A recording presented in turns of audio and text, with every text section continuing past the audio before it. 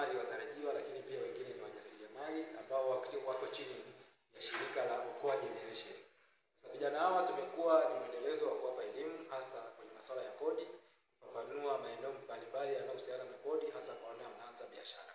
Na leo tumefundisha kodi zipi TRA tunazisimamia na zinatozwa vipi na ni nini ambacho wanatakiwa kufanya kama mjasiriamali. Kwa hiyo tumefafanua, wameuliza maswali mengi, lakini yote ni kwa ajili ya kuwajengea uwezo kwa ajili ya kusimamisha hizo biashara zao ili wawe watarajiwa wa kulipa kodi kubwa kwa baadaye. Leo nimeweza kupata elimu ya kodi ambayo mwanzo nilikuwa sijui, lakini kulingana na afisa alivyoweza kutupa kwa mapana zaidi sheria na kanuni ambazo kodi zinatakiwa usijue wewe kama mfanyabiashara mdogo, wakati na hata mkubwa.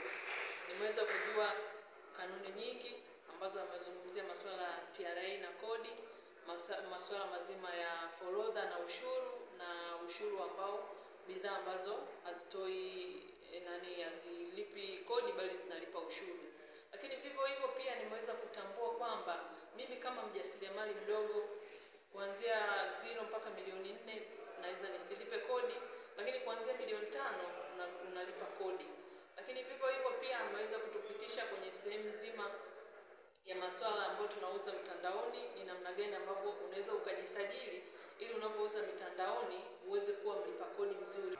Katika mwendelezo wa intervention ambazo zinahusiana na masuala ya usawa wa kodi, tulikuwa na mdahalo ambao uliambatana pia na mafunzo kutoka kwa TRA pamoja na manispaa, ambao lilikuwa lengo ni kwa ajili ya kuwapatia elimu ama uelewa hususan kwenye masuala mazima ya aina za kodi ambazo zinatozwa TRA, lakini pia na aina za kodi ambazo zinatozwa manispaa.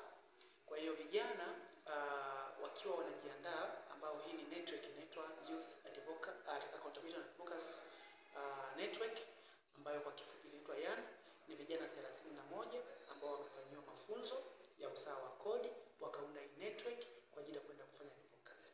Kwa hiyo katika mwendelezo huu walitamani sana kuaddress kwenye swala zima la utitiri wa kodi.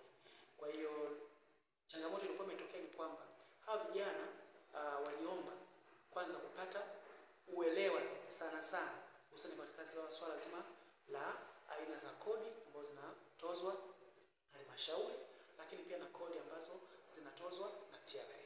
Kwa siku ya leo wameweza kupata hizo aina na baadhi pia ya changamoto ama concern ambazo walizokuwa nazo, lakini pia na mapendekezo wameweza kuyatoa kwa TRA, na TRA wenyewe kama tulivyoona wameweza kuyachukua, lakini pia kuna mengine ambayo wanaenda kuyafanyia kazi na wakaahidi kwamba